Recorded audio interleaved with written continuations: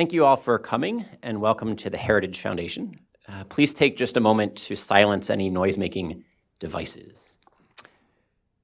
Today we're fortunate to have Luke Goodrich with us to discuss some of the themes in his new book, Free to Believe, The Battle Over Religious Liberty in America. To get us going, I want to pose a couple of questions to you to get your own thinking started. 1, should an evangelical family-owned business be penalized by the government if it declines to provide health insurance that includes coverage for drugs and devices that could cause an early abortion? Should Roman Catholic nuns be penalized by the government if they decline to offer health insurance that covers contraception? Should faith-based adoption and foster care agencies be shut down if they decline to place children with same-sex couples?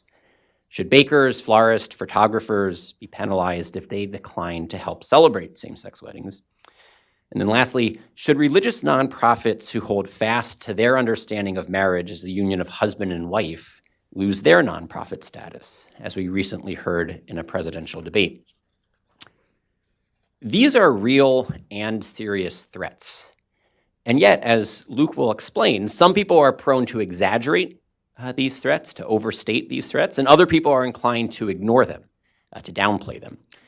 For many people, religious liberty disputes are new issues. But the law firm where Luke works, Beckett, they've been handling these questions for over 25 years. This isn't a new set of issues for them. In fact, Beckett has been, or currently is, litigating cases on each and every one of those questions that I opened with. So let me pose 3 more questions. Can the government force a Muslim inmate to shave a half-inch beard that the inmate believes is required by God? Can the government deny a Jewish inmate kosher meals? Can a government zoning board deny a mosque the necessary permission to be built when it would have granted such permission to a church? These too are real and serious threats to religious liberty. And again, some are inclined to downplay or even deny that these are threats. Not only has Beckett represented and won cases on each of those questions, Luke himself was part of the team that won a 9-0 unanimous victory at the Supreme Court. Beckett's motto is that they protect religious freedom for all, from A to Z, from Anglicans to Zoroastrians. And they're right in that. So let me say a little bit more about Luke, and then I'm going to welcome him to the podium. Luke is vice president and senior counsel at Beckett, where in addition to that 9-0 win in Holt v. Hobb, the Muslim inmate case, he's also helped Beckett win victories at the Supreme Court for the Little Sisters of the Poor and for Hobby Lobby. Luke's a graduate of Wheaton College and the University of Chicago's Law School.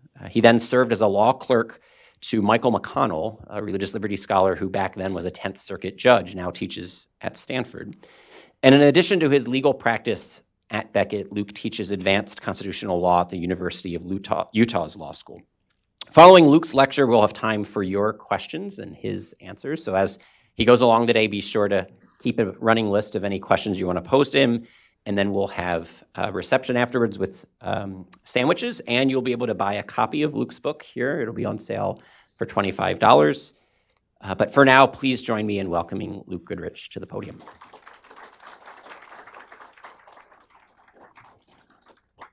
Well, Ryan, thank you so much for that kind introduction. Thank you to Heritage for having me, and thank you to each one of you for being here. I'm so excited to share with you about my new book, Religious Freedom. Now, some of you may be asking, why, after so much ink has been spilled on religious freedom over the years, why do we need another book on religious freedom? I'd like to just tell you a little bit about why I've written this book and the need that I'm trying to meet. So this book actually began back in 2010. I was working at the Beckett Fund for Religious Liberty. We're the only law firm in the country devoted exclusively to defending religious freedom and doing it for people of all faiths. I was living right over here on Capitol Hill, and my church on Capitol Hill was doing a summer sermon series on Christ and culture, and they asked me to preach a sermon on religious liberty. Now, I am not a pastor, I am a Christian. I had never preached a sermon before, and I had never even tried to think about what would a church want to hear or need to hear on religious freedom. My mind had been focused solely on the legal questions and winning cases in court. But that forced me to start thinking about religious freedom a bit differently, not just as a legal matter, but also as a theological and a religious matter. So that was 2010. Folks found that sermon to be very helpful. I just kind of filed it away and kept on litigating these cases in court. The second big motivator for writing this book was actually a gathering of Christian leaders in 2014. I was meeting with heads of denominations, heads of Christian colleges and universities, and heads of major nonprofit religious social service providers. We were meeting in the shadow of the Obergefell decision as that was headed to the Supreme Court. And these leaders were gathered to discuss religious freedom and what was coming down the pike. And in that room, the sense of fear was palpable. These leaders were not at all apathetic about religious freedom, but they were deeply afraid of what was going to come. And in addition to fear, the other dominating factor I observed was simply a lack of knowledge. These Christian leaders were on high alert, but they really had no idea legally what was coming, and they even hadn't thought very deeply theologically or practically about how to prepare their members for the types of conflicts that were ahead. And at that moment, it clicked for me. I realized I've been doing this work for over a decade. I've had the privilege of standing shoulder to shoulder with amazing clients like the Little Sisters of the Poor, the Green family from Hobby Lobby, and coming into court with them as they stared down the government, saying they wouldn't compromise their conscience. And I've learned a great deal from that, and I just felt called. I really need to take what I've learned over the last decade and put it in a form that will help these types of leaders understand why religious freedom matters, how it's threatened, and how to respond in a way that would protect it. So that's what I'm trying to do with my book, Free to Believe. And I see three main needs that I'm trying to meet by writing this book. The first is an understanding of why religious freedom matters and where it comes from. Now, I grew up in a Christian tradition, and I am trying to speak first to Christians in the book, although I think it is relevant to people of all faiths or no faith at all. But what I've observed among Christians as I've worked in this field for over a decade now is that many Christians start thinking about religious freedom first and foremost as a legal, a political, or a constitutional issue. And the main concern is, how do we win these fights in a way that will protect us and our faith community and allow the gospel to flourish? Now, religious freedom is certainly a legal, a political, and a constitutional issue, but for Christians, and I would include myself there, it is also deeper than that. It is first and foremost a biblical issue and a theological issue. And so I start the book with an attempt to call Christians back to the foundations of religious freedom that start before the U.S. Constitution was ever written down. There are dozens of stories in the Bible of religious freedom conflicts where people of faith were commanded to do things in violation of their conscience. And so there's much to learn from these stories. There's also themes throughout Scripture that are highly relevant to the question of religious liberty. I actually start in the book of Genesis, where it tells that God created man and woman in his image. And part of being made in the image of God is that we're made with a capacity for a relationship with God. We also see throughout Scripture that God is pursuing relationship with humanity. He's pursuing relationship with Abraham, with the people of Israel. He ultimately sends his son to rescue all of us from sin. So we're made for this relationship with God, and we all have this thirst for a transcendent relationship with God. And God is pursuing relationship with us, but we also see in Scripture that God never coerces anyone into a relationship with him. That relationship that we're made for can only be entered into freely by an act of conscience and by an act of faith. And so if God never coerces anyone into relationship with him, how much less should the government? And when the government interjects itself into the relationship between God and man and interjects its coercive power into that relationship, it is actually violating who we were created to be as human beings and committing an injustice. So as I lay out in the first part of the book, religious freedom is not just a political tool for protecting ourselves or maintaining a privileged place for Christianity in society. Rather, religious freedom is a basic issue of biblical justice, rooted in the nature of God and the nature of man. And much of the rest of the book is meant to tease out what that means in practice. But before I get there, it's essential as Christians, most of society does not buy the Bible as an authority. And we can't just go out into society and make biblical arguments and expect everyone to be persuaded by that. As Christians, we also need to be prepared to make publicly accessible arguments that aren't premised on divine revelation. And so I have a chapter devoted precisely to that. How can we, whether you're a Christian or not, how can we argue for religious freedom in the public square that is accessible to all people? And very briefly, I offer three main arguments that I go into in detail. The first is an argument for how religious freedom benefits society. I tap into the language of the founders, how they argued that our governmental system was made for the governance of a moral people, that self-government is impossible without a moral people, and that religious freedom allows religion to flourish and thus generates the moral virtue that's necessary for self-government. Religious freedom, by allowing religion to flourish, also produces a wide variety of social goods. Look at our educational system, our healthcare system, social services. Religious freedom, by allowing religion to flourish, benefits society in all of those ways. Secondly, I argue that religious freedom is actually the foundation for all of our other rights. The basic premise of religious freedom is that there is something within each one of us that the government is not allowed to touch, rooted in our human nature, in our human dignity. And that principle is really the foundation for all other rights: freedom of speech, freedom of assembly, freedom from unlawful search and seizure, and freedom from cruel and unusual punishment. And when the government violates religious freedom, it's really knocking down a barrier, a firewall that is protecting all of our other rights. And so everyone in society should care about religious freedom for that reason as well. Those first two arguments, if you pay close attention though, treat religious freedom as an instrumental good. We protect religious freedom because we want something else, like morality for self-government, or we want other rights.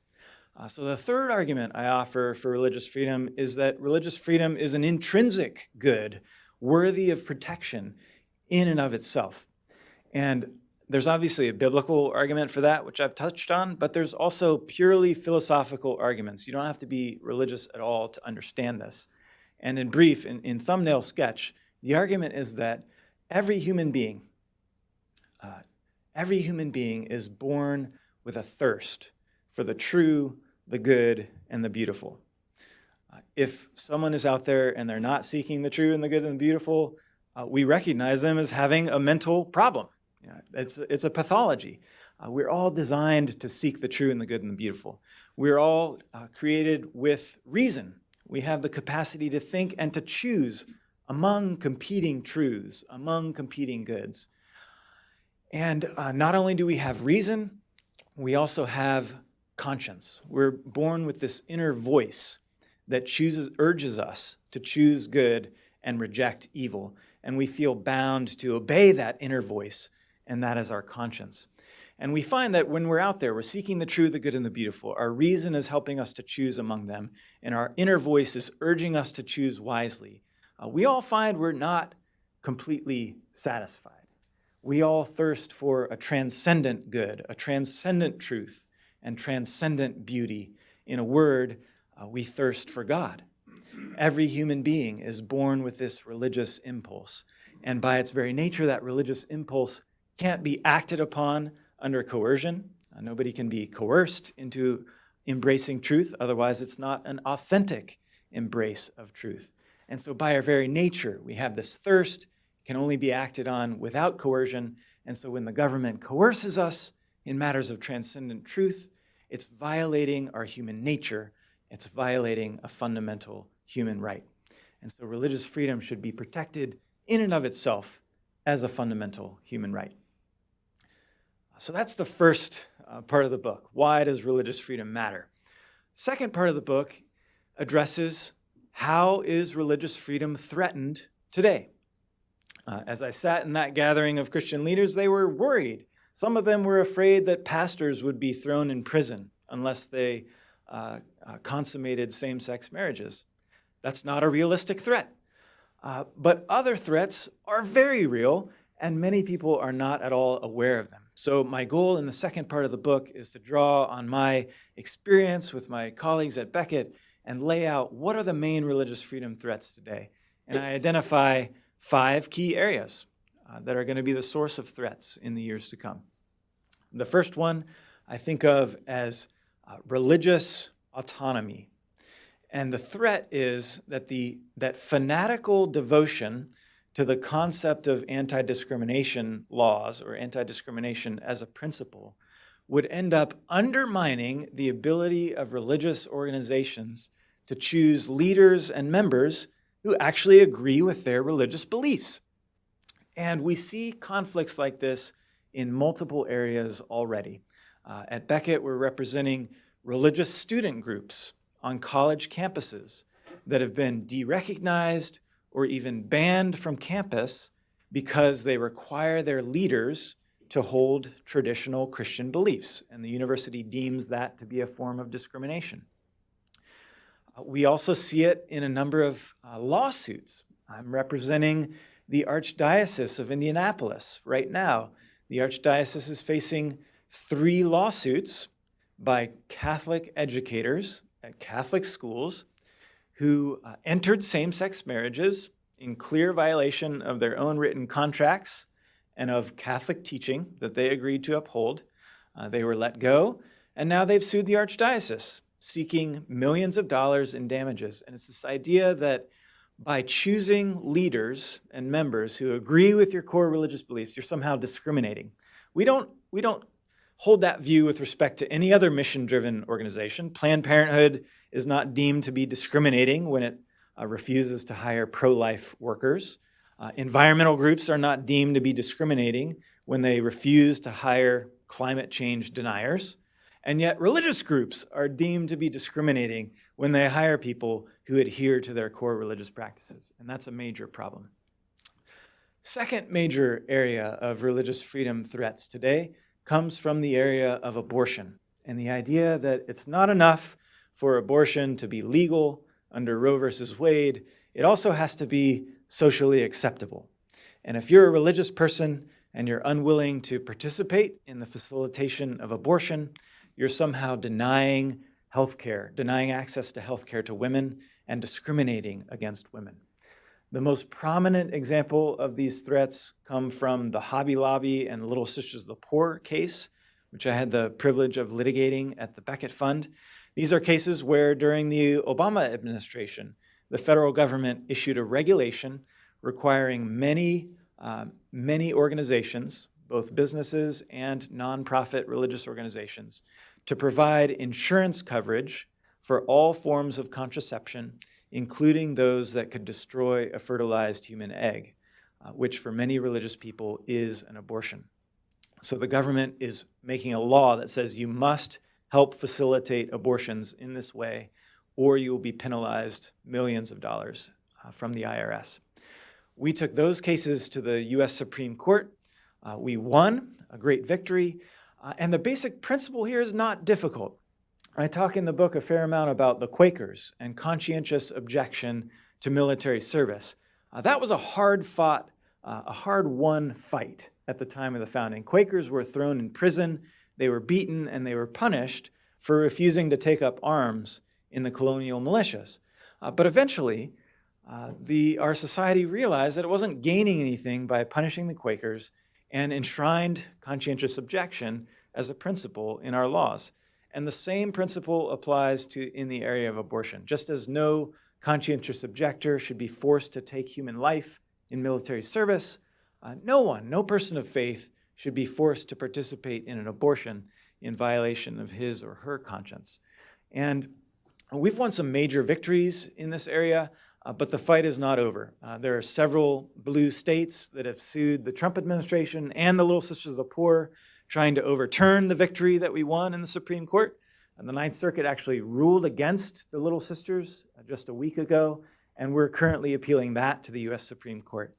There are several states, California, Illinois, New York, they've gone beyond the contraception mandate and passed abortion mandates, requiring insurance plans throughout their states to cover not only drugs that interfere with implantation of a fertilized egg, but actually cover late-term abortions.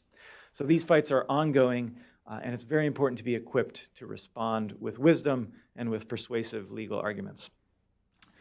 Third major area, and I see my time is running, so third major area is the rapid advance of gay rights and the challenge that presents to religious freedom. And again, the idea is that it's no longer enough for same-sex marriage to be legal under the Supreme Court's Obergefell decision. The principle is that if you are standing in the way of same-sex couples getting the services they want, the goods they want, or even the approval that they want, you're somehow assaulting their dignity, you are a bigot, and you are worthy of punishment. And we see this conflict in two main areas. One, you see private lawsuits. These are where same-sex couples sue religious individuals or organizations. This can be wedding vendors like photographers, florists, and bakers, which are the most prominent example. These are lawsuits under public accommodations laws. You also see it in the area of employment. I mentioned the Archdiocese of Indianapolis. You have LGBT individuals who are suing religious organizations for not employing them simply because they violate the core religious beliefs and practices of the organization. So those are private lawsuits. I think the even bigger threat in this area actually comes from what I think of as government penalties. And this is where the government doesn't wait for a lawsuit to be filed. Instead, the government adopts the view that it's against public policy to quote unquote discriminate based on sexual orientation or gender identity. And then the government affirmatively goes out and penalizes religious organizations or individuals because of their religious beliefs and practices. You see this in the area of licensing and accreditation. You see it in the area of government contracts and grants and loans, where the government denies contracts or grants to religious organizations because it deems them to be discriminating. You also see it as a threat to tax-exempt status. And Ryan mentioned earlier how Beto O'Rourke had argued that all churches across the country and religious colleges should be stripped of their tax-exempt status unless they support same-sex marriage. And that may sound crazy to a lot of religious audiences, but it really is the logical conclusion of the argument that many progressives are making in this area. And the argument is an analogy between race discrimination and sexual orientation discrimination. And it's an attempt to label traditional Christian beliefs about human sexuality as just as morally repugnant as racist beliefs that supported segregation. And then just as the government has power to stamp out racism in a variety of areas, it should have the same power to stamp out traditional religious beliefs about human sexuality. I go into this at length in the book, rebutting why that analogy fails as a matter of law and how we can resolve these conflicts in a way that really does respect the dignity of both sides. Because at the end of the day, our country remains deeply divided over matters of human sexuality, over matters of life.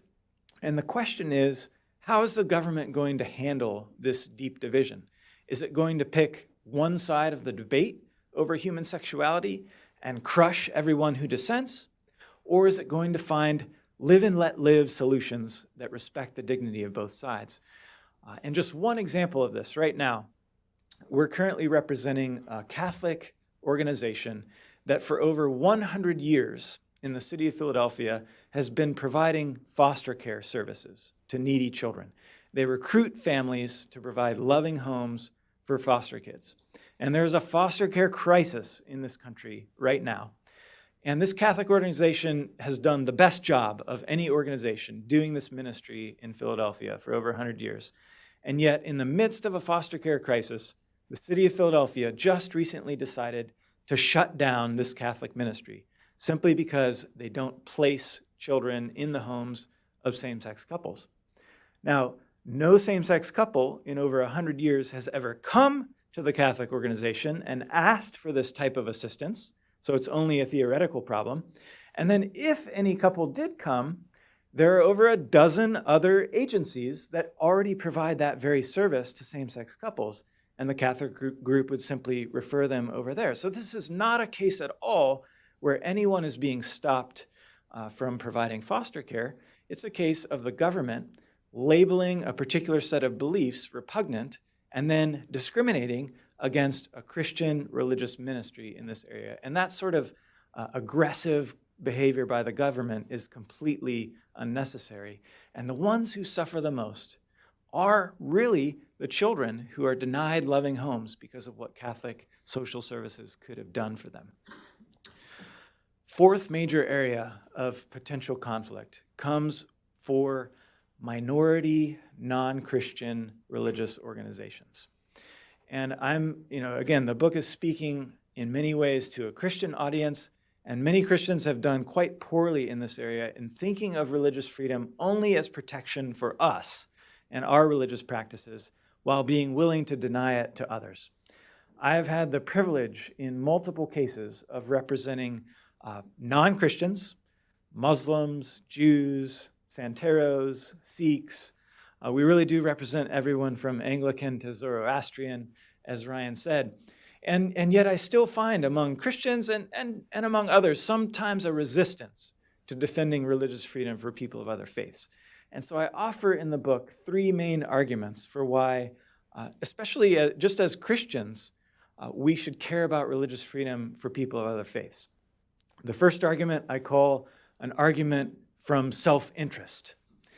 Even if we only care about ourselves, it is actually smart and prudent to defend religious freedom for people of other faiths, because the precedents that we set in those cases inevitably affect Christians later on. I see this in my cases all the time. One of the most prominent examples is the Hobby Lobby case. When we won that case in the Court of Appeals in the 10th Circuit, the number one precedent that the Court of Appeals relied on in Hobby Lobby was a case involving a Muslim prisoner who wanted to maintain a halal diet while in prison. And the court said, just as the prison was forcing the Muslim inmate to choose between his faith and eating, the Obama administration is forcing Hobby Lobby to choose between their faith and multi-million-dollar fines. Both of them were facing a substantial burden. In both cases, it was not justified, and so in both cases, the religious claimant won. So a religious freedom victory for a Muslim prisoner led directly to a religious freedom victory for Hobby Lobby. And the reverse is also true. In cases where we've lost or have been hard-fought cases, often the precedents that undermine our legal arguments the most involve losses for non-Christians. The most famous example being Employment Division versus Smith, where the Supreme Court ruled that Oregon could make it a crime for Native Americans to celebrate the central sacrament of their faith, smoking peyote. That loss for Native Americans has led to multiple losses for Christians and people of other faiths. So in a very real sense, our religious freedom is bound together, and by defending religious freedom for people of all faiths, we are, in a real sense, defending it for ourselves. That's just the argument from self-interest. Second argument I call the argument from evangelism. If you're a Christian and you believe in the truth of Scripture and you want other people to embrace that truth, then defending religious freedom for people you disagree with actually opens the door for them to accept the truth. We believe nobody comes to a saving faith through government coercion. So trying to shut down a mosque or stop someone from wearing a hijab or growing a beard doesn't really bring anyone closer to Christ. If anything, it would harden them against the faith.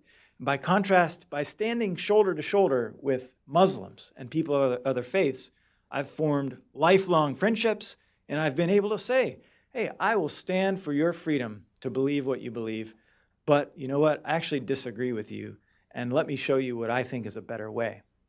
And so Christians and other people of faith, if you want an opportunity to persuade others of the truth of your faith, religious freedom gives you greater opportunity to do that. And then the third and final argument I offer for why we should care about religious freedom for people of other faiths is that argument from justice.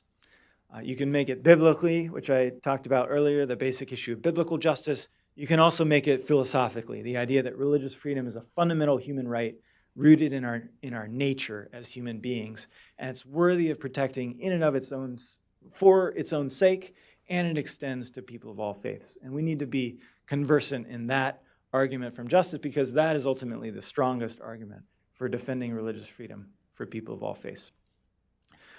So we've covered church autonomy and discrimination laws. We've covered abortion as a threat, gay rights as a threat, our attitude to minority faiths, non-Christian faiths.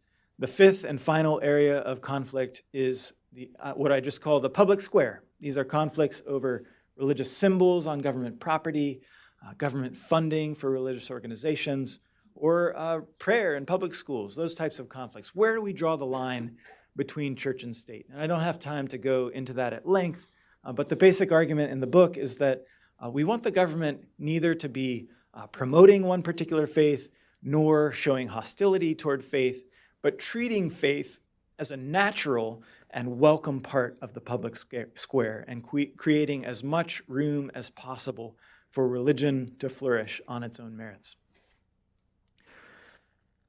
So that's the second part of the book. Where is religious freedom under threat? The third and final part of the book is, what do we do about it? What type of action should we be taking to preserve religious freedom? And there are two main lines of argument I have here. One that is primarily for Christian audience, one that is for everyone. So for a Christian audience, I think when we ask the question, what do we do about religious freedom? Most Christians, their starting point is, how do we win? How do we win these cases, make sure our ministries are protected? And I go into court every day trying to win cases, so I'm not bashing winning. But as Christians, much of Scripture is written to Christians who are facing suffering and persecution and denials of religious freedom, and we need to reacquaint ourselves with the message of Scripture to the persecuted church. And the message is not first and foremost, you must win. The message is to be like Christ. And there are principles we need to reacquaint ourselves with. It's expecting suffering, rejoicing when it comes, continuing to do good even when it hurts, loving our enemies, praying for them, doing good to them, speaking kindly to them, seeking to live at peace with all men, not stoking conflict, and caring for other Christians and people of other faiths when they are suffering for their faith. So the first part of that last section of the book is just trying to introduce a little bit of a mindset change for how we as Christians enter into these conflicts. And I think the biggest mindset change is the fact that we often approach these conflicts from a place of fear. We are afraid of what's coming, afraid of losses, afraid of harm to our ministry and to our families. And if you look at Scripture, I love in the book of John where Jesus says, in this world you will have trouble. Jesus was a realist, and in the book I explain we will have trouble when it comes to religious freedom. There are very real conflicts ahead. But in the very next breath, Jesus said, take heart, I have overcome the world. And we as Christians have a source of hope that rests not just on Supreme Court victories or the outcomes of elections, but in the risen person of Jesus Christ. And we need to enter into these conflicts from a place of hope rather than a place of fear. Now, whether you're a Christian or not, I also offer practical steps that all Americans can take to ensure that religious freedom remains protected for many years to come. Whether you're a business owner, ministry leader, person of the cloth, or just a person on the street, there are practical steps we can all take to defend religious freedom for all. I divide it up. I first look at threats that can come from within an organization. So there are a lot of religious organizations that really shoot themselves in the foot by failing to be clear about their religious mission, by failing to be careful about their employment practices, by failing to adequately assess their risks, and they're really setting themselves up for religious freedom conflicts that will be very painful. So I offer advice for how they can better prepare themselves for threats that may come from within, from their own employees or from their own operations. Secondly, I look at threats from the outside. And these are threats that may come from, if you're a business owner, what types of lines of business are you in, and where are you most likely to generate lawsuits? Or if you're a religious organization or a university, in what ways are you partnering with the government or dependent on government approval for your operations? And how can you assess those and reduce those risks? And then lastly, just advice for just people on the street. How do we talk about religious freedom with our friends and neighbors and colleagues? How do we enter into these conflicts in a way that is joyful and peacemaking rather than antagonizing? How do we avoid exaggeration that can turn people off of the entire issue of religious freedom? So just trying to equip average, everyday Americans who are not lawyers. How do we promote religious freedom in our everyday lives? And just in closing, I do want to just underscore, we at Beckett, we have a 90% win rate across all of our cases in the last 25 years. We are also undefeated at the U.S. Supreme Court. And so this book is not a book of gloom and doom. Look how bad everything is. We have a great legal system with strong constitutional guarantees of religious freedom. And we have a long string of victories in the Supreme Court. So there are great reasons for hope, just if we look at our own status here in America. But again, our hope does not ultimately rest on winning Supreme Court cases or winning elections. If we are people of faith, if we are Christians, our hope rests in the person of Jesus Christ, and we need to enter into religious freedom conflicts with that in the forefront of our mind. Thank you.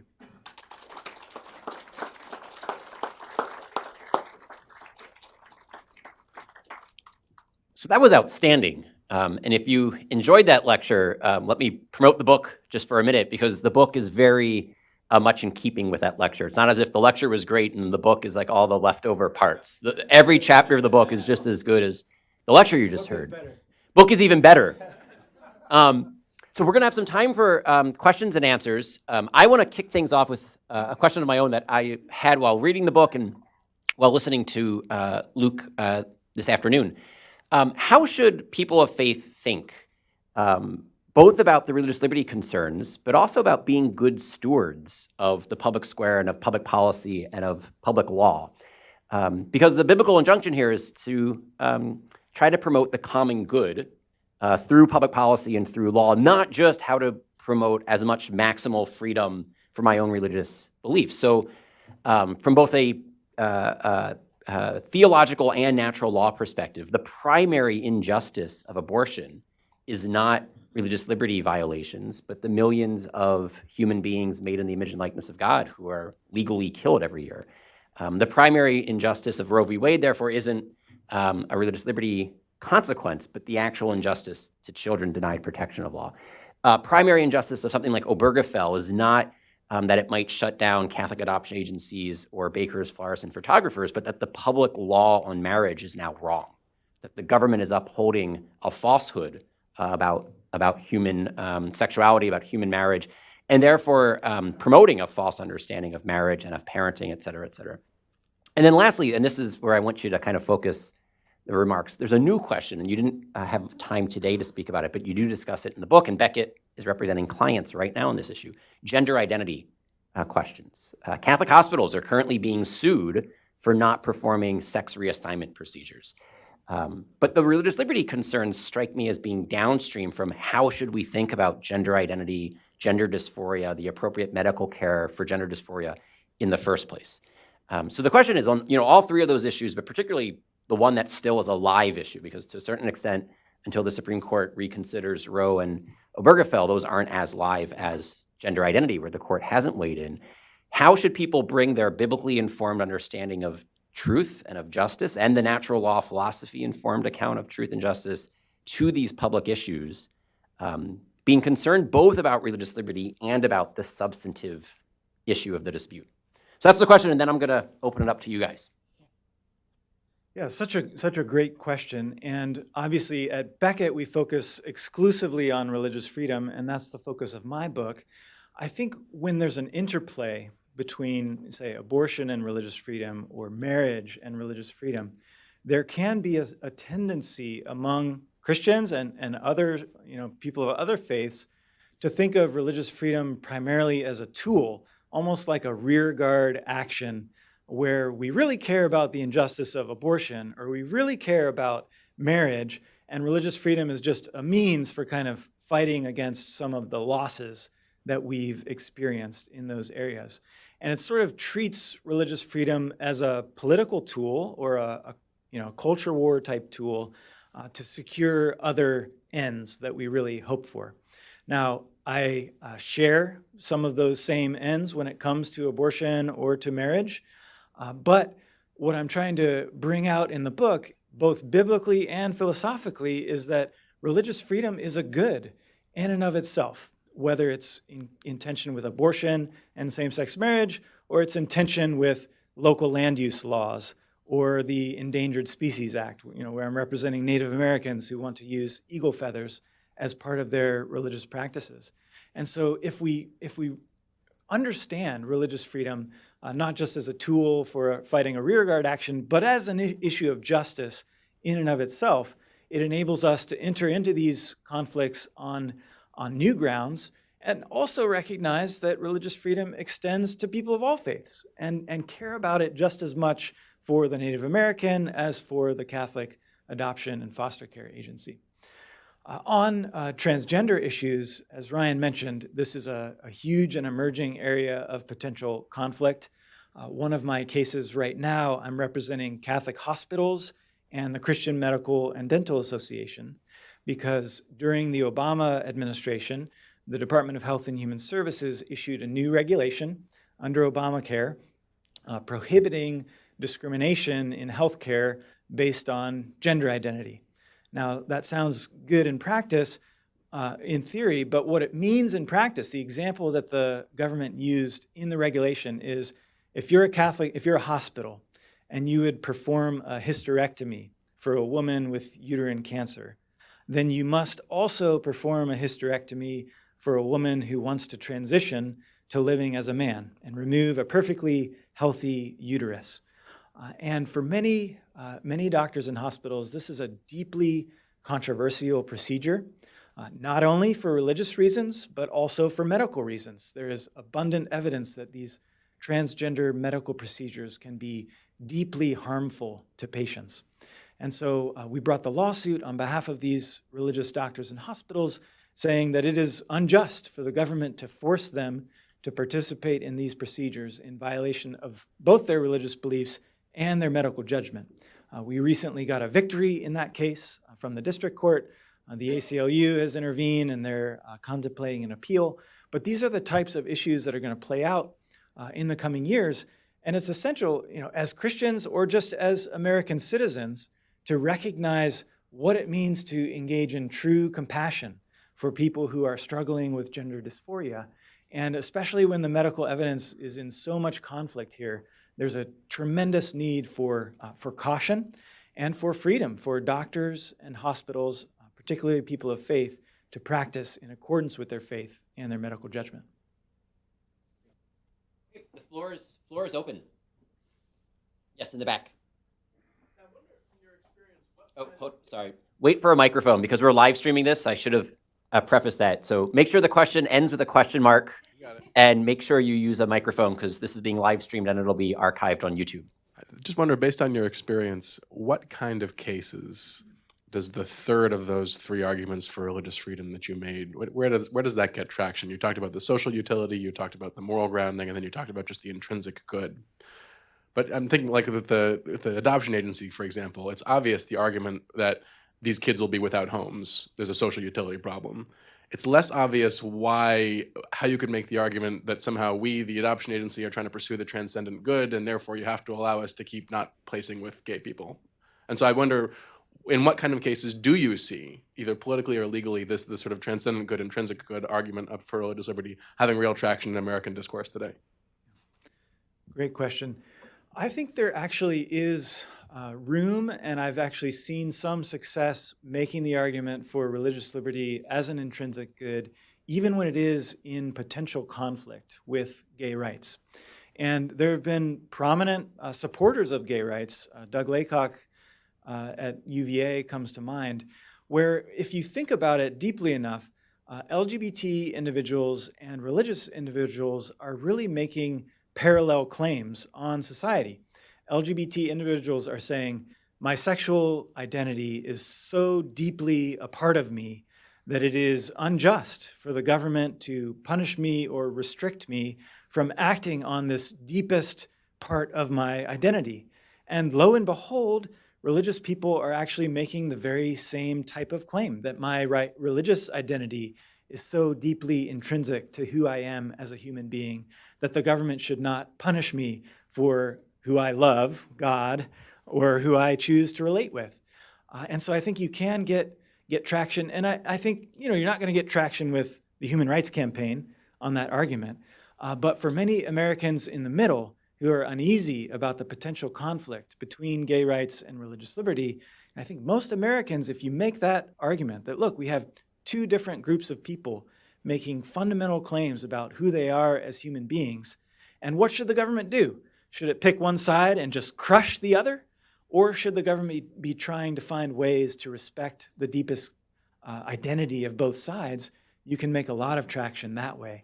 I think the area where the intrinsic good argument is maybe sort of the last leg to stand on, I find is sometimes in the prison context. So when I was representing a Muslim prisoner who was serving a life sentence and wanted to grow a half-inch beard, there's not a lot of, there are some studies that show prisoners who are allowed to engage in religious practices in prison are less likely to engage in violence in prison and less likely to reoffend once they're released from prison. This guy was not getting released. And the idea that if you take away religious freedom in prison, all of our other rights are going to collapse, that doesn't carry much weight either. So in prison cases, I think you really do have to go back to first principles and talk about the fact that, look, when prisoners go in prison, they rightly lose many of their rights, but they do not lose their humanity. And a fundamental aspect of their humanity is that religious impulse. And if we can maintain prison security, we're not talking about things that would compromise prison security. If you can fully maintain prison security and you can allow them to act on their God-given religious impulse, that is something we should do to respect them as human beings.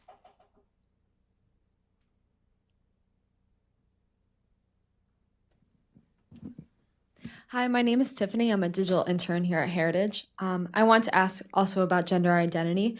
How should we address gender identity curriculum in schools? Because even where parents, specifically Christian or religious parents, have a choice in the matter as to if their child should learn about gender identity, it's at the cost of a student where their child in like 5th grade has to sit out in the hallway and read a different book than everybody else, where he's kind of being punished in that way. So how should we address that, either as parents, as a state, the government? Yeah. So there's an interesting parallelism in the schools on this issue because, 80 years ago, the schools were deeply religious, even the public schools. And there was a question about opt-outs for people who were not religious. And, making them sit outside in the hallway is not deemed to be an acceptable opt-out when it comes to, for example, like release time courses. So in public schools right now, it's constitutionally permissible to have release time where students are released from class, they go to a different site, they receive religious instruction, they can even get school credit for that. But you can't make people who opt out of that just sit around and do nothing. There has to be equal opportunities. So I think that's a useful parallelism when it comes to issues of gender identity in the public schools. I mean, if the public schools are going to go that route in the first place, it's obviously not a granted that they should, but if they do, there need to be very clear opt-outs for parents who fundamentally disagree with that, and there need to be alternatives for children to study and flourish where they don't have to participate in that type of instruction. Other questions? Yep. And then we'll go in front. Hi, my name is James. I'm an intern with CFAM, and something I've always been curious about is how do we draw the line between religious freedom where it doesn't denigrate human life or marriage at the same time? So, for instance, I'm thinking of the Mormon religion where they allow polygamy, or Islamic religions, or even going far back to Aztec religions where they allowed child sacrifices. And in most cases, people have a conscience's decision to say, well, we can't allow religions to sacrifice their own children. But then wouldn't that infringe on their religious freedom to express that? And then how do we draw that line where we can protect our own religious freedom to say, to have a conscientious objection to withhold services to allow for same-sex marriages, for instance? And I was wondering, how do you draw that distinction? Excellent question. So I address at some length in the book how do we define the limits of religious freedom? Because every right has limits. The freedom of speech doesn't allow you to defame people or shout fire in a crowded theater. The right to bear arms doesn't allow you to carry a gun onto an airplane. So every right has limits, and in general, the limits on religious freedom come from the government's duty to protect other rights. So child sacrifice is kind of the quintessential example. You know, if a family says, my religion commands me to engage in child sacrifice, well, the government also has a duty to protect the life of the child, and that the right of the child trumps religious freedom. The hard cases come when the competing rights are less clear. You know, an example would be like land use cases. What if you have a large church and you want to build a mega church in a quiet residential area, and the zoning board says, no, you can't build in the quiet residential area, you need to come into this commercial area where there will be, fewer problems of traffic and noise. But where the limits on rights come from, they don't come from the identity of the person who holds the rights. So we don't have different free speech limits for Republicans versus Democrats, or different, freedom from search and seizure based on, whether someone is white or someone is black. The limits on the rights come from the government's duty to protect other rights. When it comes to the specific issue of conflict between gay rights and religious liberty, often the analogy is made to race discrimination. The idea that just as the government stamps out race discrimination in public accommodations or elsewhere, it should do the same when it comes to religious objections to same-sex marriage. Now, on the analogy to race, I address in the book a major difference between race discrimination and all other forms of discrimination. And it comes partly from our history of race discrimination. We had hundreds of years of slavery based on race. We had a civil war fought over race. We had several constitutional amendments based on race, and we had a system of government-backed segregation based on race. And because of that, African Americans faced systematic barriers to full participation in the economic, social, and political life of the community. And the government was given powerful tools to root out that legacy of racism, tools that it has not been given for any other form of discrimination, whether based on sex, based on disability, based on age, or any other grounds. We also see this reflected legally. For example, all 50 states ban race discrimination in employment, and there are no religious exemptions from that in those statutes. By contrast, only 23 states banned employment discrimination based on sexual orientation discrimination, and all 23 states have a religious exemption. And this is based on the recognition that when a religious organization decides that its employees or leaders need to follow its religious beliefs, it's not actually doing something invidious. It's doing something that should be legally protected. We also see that difference between race and sexual orientation in Obergefell itself. When the Supreme Court struck down the ban on interracial marriage in the case called Loving versus Virginia, it condemned the beliefs underlying the anti-misogyny laws as invidious relics of race discrimination that should be stamped out. By contrast, when the Supreme Court struck down bans on same-sex marriage, it said that the belief in traditional marriage is rooted in traditional, long-standing, and honorable beliefs that are held by many people and are worthy of protection. So the Supreme Court itself has recognized that race discrimination is treated differently from every other form of discrimination. And so as I explain in the book, there are ways to protect the dignity of both sides. And in particular, when the government is labeling a business owner or a ministry a bigot and imposing hundreds of thousands of dollars in fines and shutting them down, there's a very real dignitary harm for the religious individual that far outweighs any kind of harm that the same-sex couple might face. And so that shifts the calculus when it comes to gay rights and religious freedom. We have time for one last question. Right up here. Yes, I just would like you to see if there is any difference between the religious law and natural law, if you can comment on it. Yeah, so the question is the difference between the religious law and the natural law, kind of those two. Yeah, I think as I explain it in the book, there are two different arguments with two very different premises, but the beauty of it is they ultimately point to the same place. They point to religious freedom as being a fundamental right, and they point to it as extending to people of all faiths. And so I think whether you're a Christian or you're not, the beauty of the argument is that it's something that can be accepted no matter your premises, and it's an argument that we can take into the public square and make on behalf of people of all faiths. Okay, please join me in thanking Luke Goodrich.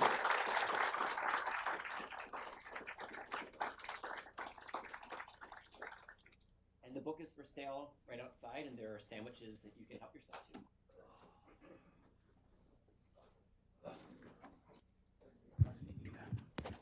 Thanks so Great much. job.